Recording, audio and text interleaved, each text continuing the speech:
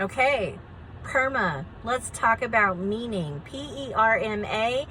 M stands for meaning. Hi, my name is Ruth Zeman. My name is Dr. Ruth Zeman. It's still a new title. Isn't it awesome? My name is Dr. Ruth Zeman. I'm a positive psychologist. My specialty is positive psychology, and I am a well-being theory expert. I get really excited and I want to talk really fast. But let's talk about meaning. The M in PERMA. When I started my dissertation, I 100% thought I was good to go. I grew up in a Christian household. I thought meaning was going to be spirituality and the divine and God. I thought I needed a Bible and a biblical understanding. And because I have all that, I was like, golden. That's not what it means. It's not what it means at all. In fact, so my dissertation was I examined secondary data in Disney films, 10 of them, to see if I could find well-being theory. The answer is I did. It's beautiful, and I learned so much because I got to see PERMA dynamically move in action, which is not something mentioned when Martin Seligman, the current APA president, talks about in his books well-being theory. Now, well-being theory is not the only theory on how to be happy, but it is the one I prefer. I've mentioned that in other videos. Meaning is eternal. It is about you and about how you live in community and how you relate to other people. The best meaning is short with clarity. That's not a Bible. So in Frozen, the meaning was handed down from the mother to the daughter. So we see the queen tell Elsa, protect the kingdom and love your family. And Elsa gives that to her little sister Anna after their parents have passed. Our job is to, one sentence, love Arendelle, protect Arendelle, and love family. It's just that simple. Then we see Toy Story in every single movie in the franchise, even though I only studied 4. We see the meaning of the film is you've got a friend in me. One sentence, total clarity. We know that when I behave well, when I'm doing good, I'm a friend. When I'm behaving badly, I'm not. Inside Out, the meaning in those 2 films is about feeling your feelings and that feelings aren't bad. In fact, you are already whole and right. Now that's fascinating because that doesn't seem to attach to community and how you live there, but it does, because it is telling you how to live with others, and it's telling you that the other people's emotions are also healthy and good, and it's more about how we react with our emotions.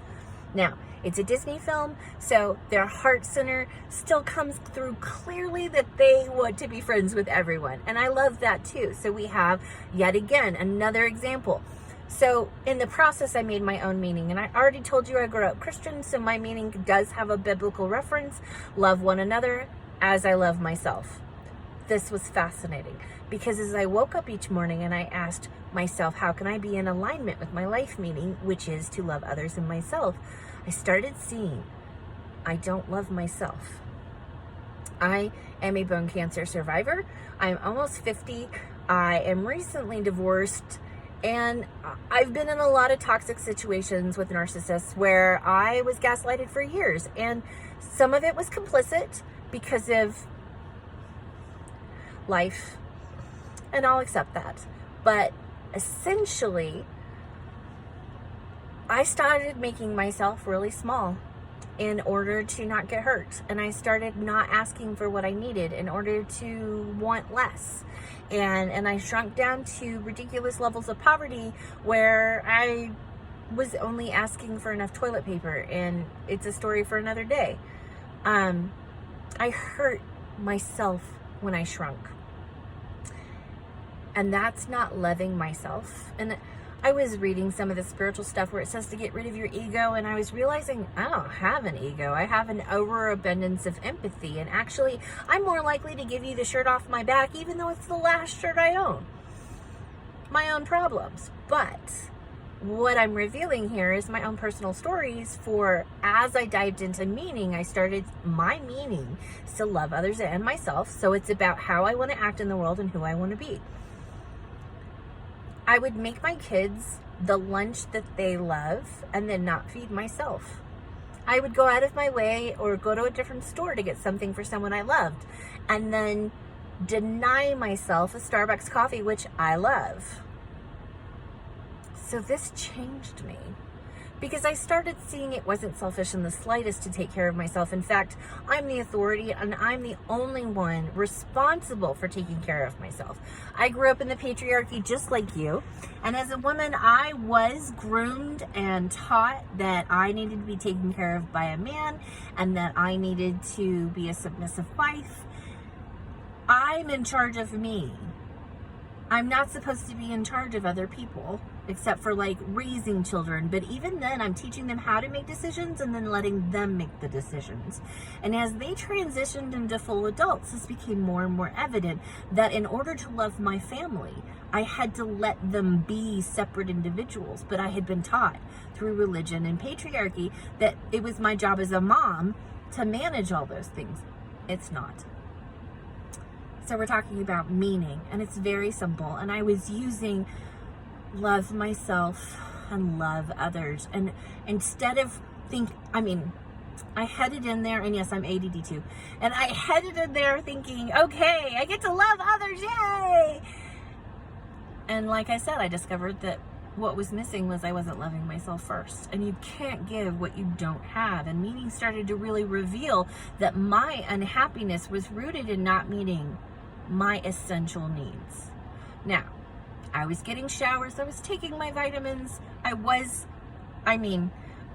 resume is my nice belly here. I was eating plenty, even though I wasn't eating as well as my kids, or I wasn't treating myself as well as my kids, and I was purposely denying myself, typically to give to my kids, or my husband, or my friends. And this has taught me so much about meaning. Now,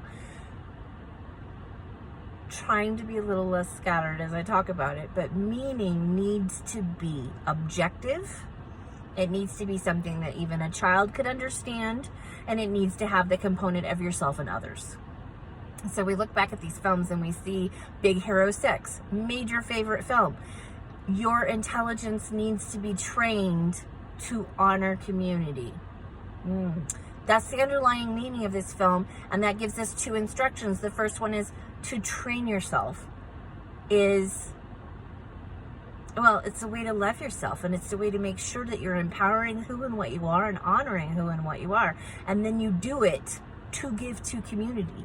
And it's fascinating because within the film, we see this girl and she's just in the lab, and it's just this little scene, and she becomes one of the friends, and I'm not remembering her name, but she's just making cool bikes. And so it's not as complicated as we tend to make it. As human beings, we want to complicate things to prove our worth. It's unnecessary. We're already magical. We're already made of stardust. We're already breathing organic things that we barely understand, even though we have hundreds of years of science. So, your meaning is a sentence that has extreme clarity, that allows you to make decisions. And the most magical part of this is as you start using it. So create your little meaning, whether it's you've got a friend in me or love others and yourself. Wake up, ask yourself, how can I align with this meaning today? Is this meaning anchored in something eternal? Loving myself and loving others is recognizing the divine nature of humanity, and it's absolutely anchored in eternity without being religious or spiritual. To be clear, we have a science of spirituality. We have noticed that the brain has three parts. We have a feeling part, we have a logical part. The logical part is the thinking part, but we also have that unconscious part, which is a spiritual element. This is Carl Jung's the collective unconscious, and that's fascinating. We'll get there.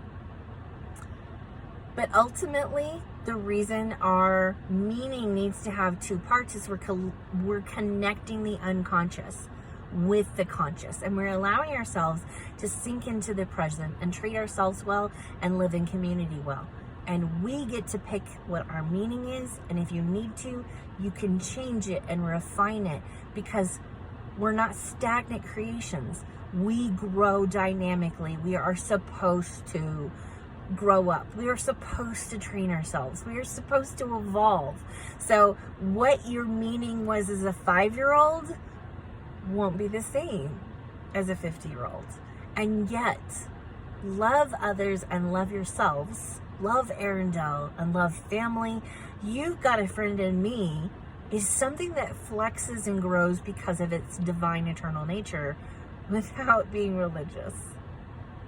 I hope you have a better understanding of the meaning of PERMA, and I look forward to nerding out with you again later. If you want to reach out to me, my email address will be down below, along with PERMA links. Take care.